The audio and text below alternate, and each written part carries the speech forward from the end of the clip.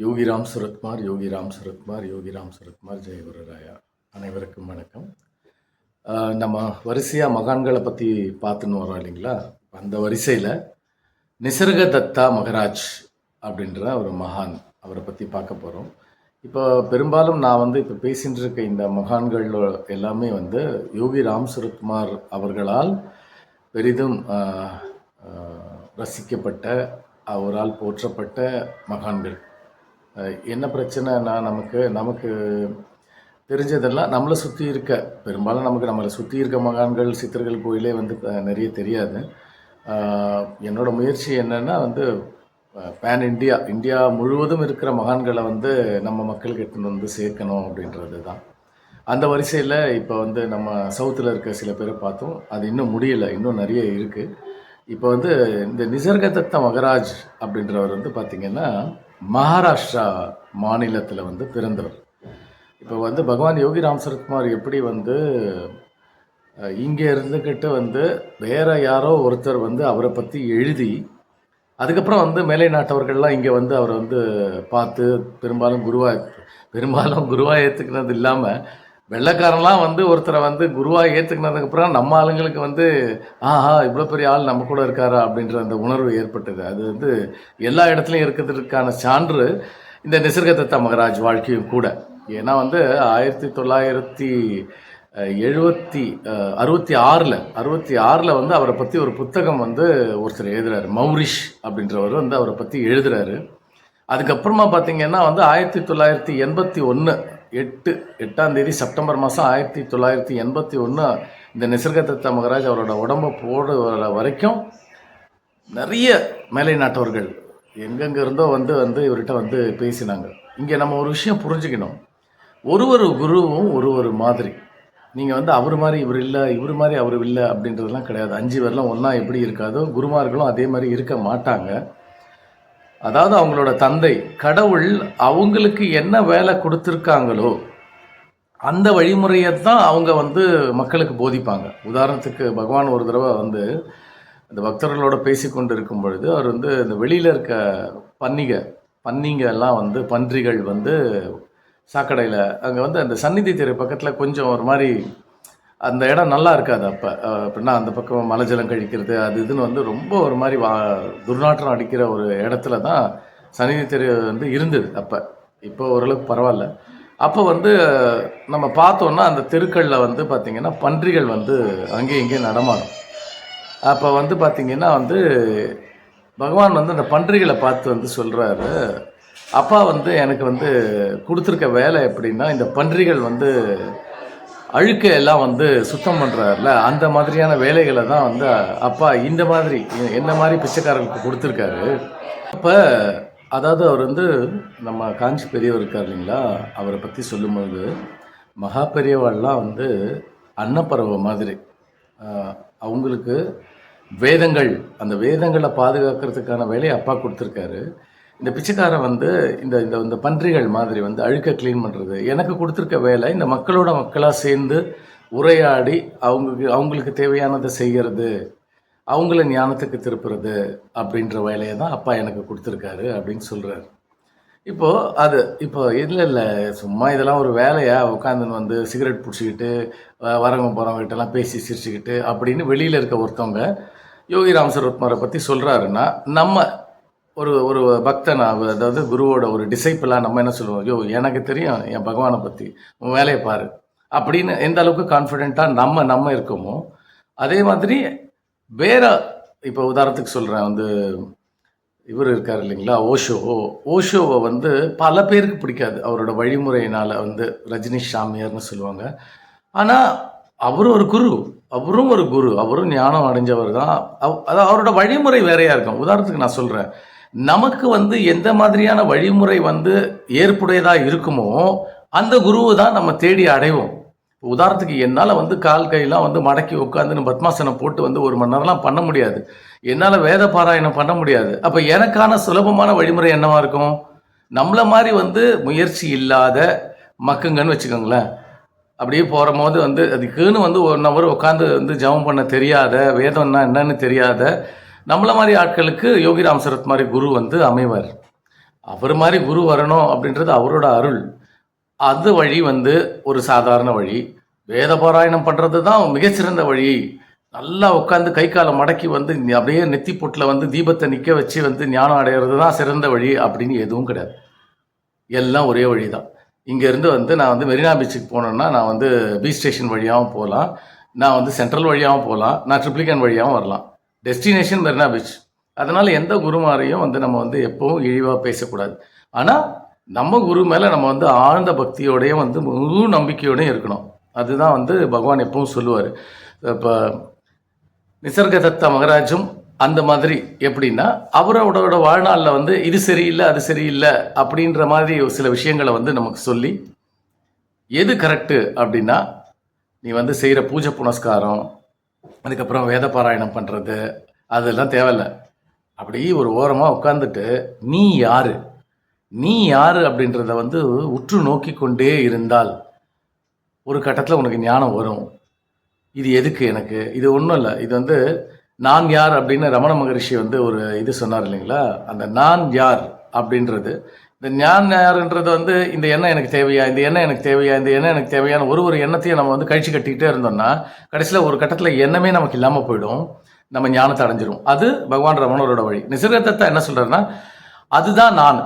அதுன்றது எது, எங்கும் நிறைந்திருக்கிற பரபிரம்மம். இது வந்து அத்வைத சித்தாந்தம். அத்வைத சித்தாந்தம்ன்றதுன்னா எல்லாமே கடவுள். எறும்பு, மரம், நான், நீ, பேய், பூதம் எல்லாமே வந்து கடவுள் அப்படின்ற அந்த அத்வைத சித்தாந்தத்தை வந்து ஃபாலோ பண்றது தான் இந்த ஐஎம் தட்ன்றது. அதுதான் நான். அதுன்றது எது, ஆன்மா. இந்த வழியை வந்து அவர் வந்து பின்பற்றினாரு. அந்த வழியை தான் அவர் சிஷ்யங்களுக்கு போதிச்சாரு. ஆனா என்ன ஒரு விஷயம்னா அவர் வந்து அவரோட ஹிஸ்ட்ரியிலேருந்து ஆரம்பிப்போம். இப்போ அவர் பிறக்கிறது வந்து எங்கன்னு பார்த்தீங்கன்னா வந்து மகாராஷ்டிரில் ரத்னகிரி அப்படின்ற வந்து ஒரு டிஸ்ட்ரிக்டில் அவர் வந்து கரெக்டாக அனுமன் ஜெயந்தி அன்னைக்கு, இப்போ இன்னொரு மகானம் வந்து அனுமன் ஜெயந்தி அன்னைக்கு பிறந்திருக்காரு. அவர் யாருன்னா பப்பாராந்தாஸ். அதே மாதிரி இவரும் வந்து அனுமன் ஜெயந்தி அன்னைக்கு பிறந்திருக்காரு. இவர் பிறந்த டேட் வந்து 17ஆம் தேதி ஏப்ரல் மாதம் 1897ஆம் ஆண்டு ரத்னகிரியில் இவர் பிறக்கிறார். இவர் கொஞ்சம் பெரிய ஃபேமிலின்னு வச்சுக்கோங்களேன். இவருக்கு வந்து 4 6 அக்காங்க, அதுக்கப்புறம் வந்து 3 அண்ணனுங்கன்னு நினைக்கிறேன். இப்போ இவர் வந்து அதாவது பொழப்புக்காக அவங்க அப்பா வந்து இறந்துடுறாரு. அவங்க அப்பா வந்து இறந்ததுக்கப்புறம் பொழப்புக்காக வந்து பாம்பேக்கு வந்து இவர் வராரு. ஏதோ ஒரு வேலை செஞ்சு ஃபேமிலியை காப்பாற்ற. ஏன்னா ஃபேமிலி ரொம்ப பெருசு. அப்போ அவர் கல்யாணம் ஆகலை. அதுக்கப்புறம் வந்து இங்கே வந்ததுக்கப்புறம் வந்து அவருக்கு வந்து 1924 பாம்பேயில் வந்ததுக்கப்புறம் அவர் கல்யாணம் நடக்குது. முதல்ல வந்து ஒரு கிளர்க்காக வந்து அவர் வந்து வேலையை ஆரம்பிக்கிறார். ஏதோ ஒரு ஆஃபீஸில் கிளர்க்காக வேலையை ஆரம்பிக்கிறாரு. நம்மள மாதிரி தான் டெய்லி ஆஃபீஸ் போகிறது வர்றது சாதாரண ஒரு மனுஷன் மாதிரியான ஒரு விஷயந்தான். அதுக்கப்புறம் வந்து பார்த்தீங்கன்னா திடீர்னு அந்த வேலை அவருக்கு பிடிக்கல. இந்த பீடி இருக்கு இல்லைங்களா, அந்த பீடியை வந்து கடையில் வந்து ஹோல்சேல் மாதிரி எடுத்து பண்ணுற மாதிரி வந்து ஒரு பிஸ்னஸ் ஆரம்பிக்கிறார். இது வந்து அதுக்கப்புறம் அப்படி கொஞ்சம் கொஞ்சமாக ஒரு நல்ல டிப்பிக்கல் பிஸ்னஸ் மேனாக அவர் இருந்திருக்காருன்னு வச்சுக்கோங்களேன். அதுக்கப்புறம் வந்து இன்னொரு கடைன்னு ஒரு 5-6 கடை வந்து அவர் பாம்பேயில் வச்சு நல்லா இருந்திருக்காரு. நல்லா ஒரு சக்ஸஸ்ஃபுல் மேனாக வந்திருக்காரு. அப்புறம் திடீர்னு ஒரு நாள் அவரோட ஃப்ரெண்டு வந்து இங்கே வந்து ஒரு குருநாதர் இருக்கார், அவரை போய் பார்க்கலாம் அப்படின்னு சொல்லிட்டு 1933 சித்தா ராமேஸ்வரர் அப்படின்ற அந்த குரு, இந்த குரு வந்து நவநாத் அப்படின்னா வந்து 9 குருக்கள் கொண்ட ஒரு பரம்பரை. இது வந்து எப்படின்னா தெரியல, அந்த நார்த் சைட்லலாம் வந்து லிங்காதாய அப்படின்னு சொல்லுவாங்க. லிங்காதாய அப்படின்னா வந்து அது ஒரு கேஸ்டோட இது, அதை நம்ம மென்ஷன் பண்ணக்கூடாது. இருந்தாலும் அந்த இதுலேருந்து வரவங்க பரவலாக வந்து ஞானத்தை நோக்கி ட்ராவல் பண்ணுவாங்க. ஏன்னா வந்து அவங்க ஆர்த்தடாக்ஸாக வந்து நம்மளோட இந்துத்துவம், சனாதன தர்மம் இதெல்லாம் வந்து அப்படி கெட்டியாக பிடிச்சிப்பாங்க. எதுக்காகவும் காம்ப்ரமைஸ் பண்ண மாட்டாங்க. இது நார்த் இந்தியன்ஸ் கிட்ட ஒரு நல்ல பழக்கம் என்னென்னு பார்த்தீங்கன்னா, வயசில் பெரியவங்களை அவங்க ரோட்டில் பார்த்தாலும் சரி, வீட்டில் பார்த்தாலும் சரி, டக்குன்னு காலில் வந்து கும்பிடுவாங்க. அவன் எப்படிப்பட்டவனாக இருக்கலாம், அவன் பில்கேட்ஸாகவே இருந்தாலும் அதை அவன் பண்ணுவான். அதை வந்து அவ்வளோ உறுதியாக அவங்க வந்து நம்ம சனாதன தர்மத்தை பிடிச்சிட்டு இருக்கிறதுக்கான ஒரு ஆதாரம். அதே மாதிரி இந்த லிங்கோதாய பரம்பரையில் வந்தவங்க ரொம்ப ஞானத்துலேயும் வந்து ஆர்த்தடாக்ஸ்லேயும் வந்து இதுவாக இருப்பாங்க. ஸோ இயல்பாகவே கடவுள் மேலே பக்தி இருக்க அந்த நிசர்கதத்தா அவரோட இயற்பெயர் ஆக்சுவலாக வந்து மாருதி. ஏன் மாருதின்னா அவர் வந்து அனுமன் ஜெயந்தி அன்னைக்கு பிறந்தார் இல்லைங்களா, அதனால அவர் பேர் மாருதி காம்லின்னு பேர் அவருக்கு. அதுக்கப்புறம் வந்து இவங்கெல்லாம் அந்த நிசர்க தத்த மார்க்கத்தை வந்து இவர் வந்து போதிச்சு எல்லாருக்கும் பழக்க வச்சதுனால இவர் பேர் வந்து நிசர்கதத்த மகராஜ் ஆயிடுச்சு. மகராஜ்ன்றது ஒருத்தவங்களை பெருமைப்படுத்தி சொல்ற ஒரு வார்த்தை, அதை சேர்த்துட்டாங்க இவங்க. அதுலேருந்து அவர் நிசர்கதத்த மகராஜ் ஆயிட்டாரு.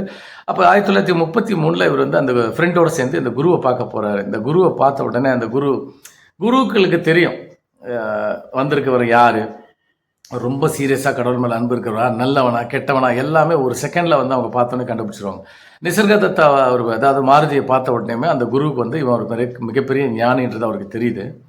அவர் உடனே வந்து கூப்பிட்டு அவர் வந்து அதாவது மந்திரம் ஒரு குரு இன்னொரு டிசைப்பிளுக்கு வந்து தீட்சை கொடுக்கறது கண் பார்வையாலே. ரமணர் வந்து பார்த்தீங்கன்னா வந்து யாரையும் கூப்பிட்டு மந்திர உபதேசம்லாம் பண்ணதில்லை.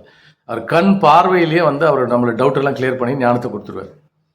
அதுக்கப்புறம் வந்து நயன தீட்சை தொடுவாங்க. சில பேர் தொட்டு தலையில் ஆசீர்வாதம் பண்ணி வந்து அவங்கள வந்து இனிஷியேட் பண்ணுவாங்க, அவங்களோட குண்டலினியை வந்து ரைஸ் பண்ணுவாங்க. சில பேர் வந்து மந்திர சொற்கள் வாயிலாக, உதாரணத்துக்கு பப்பா ராம்தாஸ் வந்து யோகி ராம் சரத்குமாருக்கு வந்து ஸ்ரீராம் ஜெயராம் ஜெய் ஜெயராம் என்ற மந்திரத்தை சொன்ன மாதிரி இந்த குரு நிசர்கதத்தாக்கு அவர் என்ன சொல்றாரு, அதுதான் நீ, அதுதான் நீ, அதை தவிர வேற எதுவும் இனிமேல் உன் வாழ்க்கையில் கிடையாது, அதை மட்டும்தான் நீ யோசிக்கணும் அப்படின்னு சொல்றாரு. இவர் வந்து ரொம்ப சீரியஸாக அதை எடுத்துக்கிறாரு. 33க்கு அப்புறம் வந்து ஒரு 3 வருஷத்தில் அந்த குரு இறந்துடுறாரு. ரொம்ப சீரியஸாக இவர் வந்து அதாவது அன்றாட வேலைகள் பண்ணுறாரு. நான் உங்ககிட்ட ஏற்கனவே சொன்ன மாதிரி 1966 தான் அந்த பீடி தொழில் இருக்கு இல்லையா, அந்த பீடி தொழில் அந்த ஷாப்லேருந்து அவர் ரிலீஸ் ஆகிறார். அதாவது இவர் வேலையும் செய்கிறாரு, தொழிலும் பண்ணிட்டு இருக்காரு, இவர் மக்களுக்கு வந்து பிரசங்கமும் பண்ணுறாரு, இவர் மக்களை வந்து இனிஷியேட் பண்ணுறாரு, அவங்களுக்கு ஞானத்தை கொடுக்குறாரு. அதாவது 33ல் வந்து இவர் வந்து தன் குரு கிட்டேருந்து வாங்கின அந்த மந்திரம் நான் யார் அப்படின்றத வந்து அவர் மூலையில் உட்காந்து ரொம்ப தீவிரமாக ப்ராக்டிஸ் பண்ணுறாரு. அதாவது தீவிரத்தன்மை எப்படின்னா தன்னோட வேலையை வந்து இருக்கிற சமயம் இல்லாமல் எல்லா சமயத்துலேயும் தீவிரத்தன்மையிலே இருக்கார். அதே அதே அதே அதே அதே அதேன்னு இருந்து, அதாவது இது எப்படின்னா ஒரு பூ மலர்றது எக்ஸாக்டாக எப்போன்னு நமக்கு தெரியாத மாதிரி அவங்களுக்கு ஞானம் வந்தது எப்போன்னு தெரியல. ஆனால் என்றைக்கோ ஒரு நாள் அவர் ரியலைஸ் பண்ணிடுறாரு, தனக்கு எல்லாம் தெரியும், ஞானம் அடைஞ்சிட்டேன்றதை. 1951 அவர் வந்து மற்றவங்களுக்கு வந்து அவர் வந்து தீட்சை கொடுக்க ஆரம்பிக்கிறாரு. அதுக்கப்புறம் வந்து எல்லாருக்கும் பிரசங்கம் பண்ணுறாரு. இவரோட விஷயங்கள் எப்படி இருக்குன்னா, இவரோட வீட்டில் வந்து ஒரு ரூம் வந்து பர்டிகுலராக இருக்கும். அந்த ரூமில் வந்து ஆளுங்கள்லாம் வருவாங்க போவாங்க, இவர்கிட்ட பேசுவாங்க. இது எப்படின்னா இவரோடது எப்படின்னா தலையில் கை வச்சு வந்து தீட்சை பண்ணுறது அதெல்லாம் கிடையாது. வரவங்க கிட்ட பேசிக்கிட்டே இருப்பார். அது என்ன மாதிரியான சந்தேகம் இருந்தாலும் அவங்க கிட்ட பேசுவார். அவங்களுக்கு வந்து டிஸ்கஷன், அவங்களுக்கு வந்து அறிவுரை கொடுக்கறது, இது தப்பு இது ரைட் அப்படின்னு. அதே மாதிரி அவர் ரொம்ப ஸ்ட்ரிக்டானவர். அதுவும் சொல்லியிருக்காங்க. எப்படின்னா ஏதாவது டைம் பாஸ் பண்ணுறதுக்கு ஒருத்தவன் தானே ஏஞ்சி வெளில போ, உன்னோட வேலையை பாரு, இந்த இடம் உனக்கு ஆனது இல்லை அப்படின்னு வந்து. சில பேர் எப்படின்னா சில குருமார்கள் நல்லதோ கெட்டதோ வந்திருக்கான்றதுனால வந்து அவங்கள வந்து அவங்க நிராகரிக்க மாட்டாங்க, மீன்ஸ் போ வெளியில் அப்படிலாம் சொல்ல மாட்டாங்க. இவர் வந்து உனக்கான வேலை உனக்கான இடம் இது இல்லை, நீ வெளியே கிளம்பு அப்படின்னு ஒரு மாதிரி ஏதாவது ரொம்ப வந்து ப்ராக்டிக்கலான ஒரு சாதாரண மனுஷன் வந்து ஒரு வேலைக்கு போயிட்டுருக்க ஒரு ஆள் மாதிரி தான் அவர் பார்க்குறதுக்கு தெரிவார். நீங்கள் அவர் ஃபோட்டோ பார்த்தா உங்களுக்கு தெரியும், ரொம்ப சாதாரண ஆள் மாதிரி தான் இருப்பார் அவர். அதான் சொல்கிறேன்ல, 66 வரைக்கும் அவர் வந்து பீடி தொழில் பண்ணிட்டு தான் இருந்தார். ஆனால் 1951 அவர் எல்லாருக்கும் வந்து தீட்சை கொடுக்க ஆரம்பிச்சிட்டார், எல்லாருக்கும் அறிவுரை சொல்ல ஆரம்பிச்சிட்டார். சரிங்களா? அப்போ வந்து 1981 வந்து பார்த்தீங்கன்னா 84வது வயசில் இவர் வந்து இறந்துடுறார், அதாவது உடம்பை விட்டுறார். 1971 அதுவே நான் அப்படின்ற ஒரு புத்தகம் வந்து இவரோட புத்தகம், அதாவது இவரோட சொற்பொழிவுகள், இவரோட அந்த தாட்டு, இது எல்லாமே வந்து மௌரிஷ் அப்படின்ற வந்து ஒரு மேலை நாட்டவர் புக்காக எழுதுறார். அதுக்கப்புறம் ஒரு உலக ஃபேமஸ் ஆகிடுறார், பயங்கர ஃபேமஸ் ஆகிடுறார். அதாவது ஞானிகள் இப்படித்தான் இருக்கணுன்ற எந்த கோட்பாடும் எப்பயுமே கிடையாது. ஒரு சிலர் ட்ரெஸ் போடாமல் சுற்றிட்டு இருப்பாங்க, ஒரு சிலர் ரமணர் மாதிரி கோணம் கட்டி இருப்பாங்க, ஒரு சிலர் நல்லா இருப்பாங்க, பார்க்குறதுக்கு நம்மள மாதிரியே இருப்பாங்க, சாதாரணமாக தான் இருப்பாங்க. இப்போ இருக்க குருமார்கள்லாம் நீங்கள் பார்த்தீங்கன்னா வந்து டென்னிஸ் ஆடுறாங்க, கார் ஓட்டுறாங்க, பைக் ஓட்டுறாங்க. இப்போ நீங்கள் அது எப்படி இப்படி இருக்க முடியும் அப்படின்னு இல்லை. அந்த எந்த பாத்திரத்தில் வேணா இருக்கலாம், எந்த பாத்திரம் நமக்கு கிடைக்குதோ அது மேலே தீவிர நம்பிக்கை வச்சு நம்ம வந்து உறுதியாக நம்பணும்னா, அதாவது பகவான் சொல்கிறாரு நம்பிக்கை ரொம்ப முக்கியம், கடவுளை விட நம்பிக்கை ரொம்ப முக்கியம்னு. அதே மாதிரி பைபிளில் ஜீசஸ் சொல்கிறாரு உன்னோட நம்பிக்கை மலையே நகர்த்தோன்னு. நீங்கள் தப்பான குருவாக இருந்தால் கூட அவர் மேலே வச்சுருக்க குரு பக்தி நம்பிக்கை உங்களை வந்து நேர்வழிக்கு தான் கூட்டிட்டு போகும். ஸோ நம்ம குருவை வந்து அனலைஸ் பண்ணுறே, இவர் இப்படித்தானே இருக்கணும் அப்படித்தானே இருக்கணும், இவர் ஏன் இப்படி இருக்காரு அப்படியே இருக்காரு அப்படிலாம் கிடையாது. எப்பவுமே வந்து ஒரு 10 லட்சம் பேருக்கு, ஒரு 20 லட்சம் பேருக்கு, 1 கோடி பேருக்கு வந்து ஞானத்தை கொடுக்குற தகுதி வந்து யாருக்கு இருக்கோ அவர் தான் குருவாக அறியப்படுவார். அதாவது குருமார்களில் நிறைய பேர் இருக்காங்க, வெளியவே தன்னை காட்டிக்காம தன்னை தேடி யாராவது ஒரு 10 பேர் வருவாங்க. அவங்க வாழ்நாள் மொத்தமே அவரை 10 பேர் தான் பார்த்துருப்பாங்க. அவர் குகையிலையோ இல்லை மலையிலையோ காட்டிலையோ எங்கேயோ இருப்பார். அதுதான் அவருக்கு உண்டான வேலை, கடவுள் அவருக்கு அதுதான் கொடுத்துருக்காரு. சில பேர் வந்து மாட மாளிகையில் கடவுள் வச்சிருப்பாரு. அது அந்த இடத்துல இருந்து அவங்க வந்து போதிக்கிறதுக்கு. ஆனால் அவங்க எங்கே இருந்தாலும் அவங்க வந்து எதுலேயுமே வந்து ஒரு நாட்டம் இல்லாமல் தொடர்பு இல்லாமல் வந்து இருப்பாங்க. ஸோ அதனால் அவங்களெல்லாம் அளக்கக்கூடாது. இவரை பார்த்தா அப்படி தெரியலையே குரு மாதிரி. இவர் பேசுறதெல்லாம் ஒன்றும் சம்மந்தம் இல்லாமல் இருக்கு. என்னங்க இவர் சும்மா கக்க பக்கன்னு சிரிச்சுட்டு இருக்காரு. இவர் எப்படிங்க குரு? இதெல்லாம் நமக்கு தேவை கிடையாது. உங்களுக்கு மனசில் இவர் தான் என்னோட குருன்னு தோணிட்டுனா அப்படியே அவர் கெட்டியாக பிடிச்சிக்கிட்டு. அது மாதிரி நிசர்க தத்தா அவர் வந்து பார்க்கறதுக்கு ரொம்ப சாதாரணமாக இருந்தாலும் அவர் தன்னோட குருவாக ஏற்றுக்கிட்டு அவர் மேலே உயிராக இருந்த பக்தர்கள் வந்து மகாராஷ்டிராவில் வந்து ரொம்ப ஜாஸ்தி. அதுக்கப்புறம் கொஞ்சம் கொஞ்சமாக அவர் வந்து இந்தியா ஃபுல்லாக வந்து பரவ ஆரம்பித்தார். அப்புறம் வந்து உலகம் ஃபுல்லாக பரவ ஆரம்பித்தார். இந்த நிசர்க தத்தா மகராஜ் வந்து அத்வைத சித்தாந்தம் அப்படின்றது எதுக்கு இதை இப்படி பிரித்து சொல்கிறேன்னா, இதில் என்ன பெரிய சுவாரஸ்யமாக எதுவுமே இல்லை. இவர் பேசுறது இவர் சொல்கிறது எதுவுமே சுவாரஸ்யமாக இல்லைன்னா உன் அறிவுக்கு அது சுவாரஸ்யமாக இல்லை. ஆனால் எவனுக்கு அது போய் சேரணுமோ அவன் தான் அவர் பக்கத்தில் போய் உட்காந்து சொல்லுங்க சாமின்னு கேட்பான். ஒரு சின்ன பொறி போதும். அந்த அந்த கான்வர்சேஷனில் எவனோ ஒருத்தன் எங்கேயோ வந்து அவனுக்கு வந்து ஒரு ஈர்ப்பு ஏற்படும். நம்மளை மாதிரி வந்து ஆட்கள் வந்து நமக்கு வந்து என்ன தேவையோ அதை பகவான் யோகிராம் சுரத்குமார் நமக்கு நாமமாக கொடுத்துருக்காரு. ஸோ அதனால் ஒவ்வொரு குருமாரையும் நம்ம வந்து போற்றுவோம், வணங்குவோம்.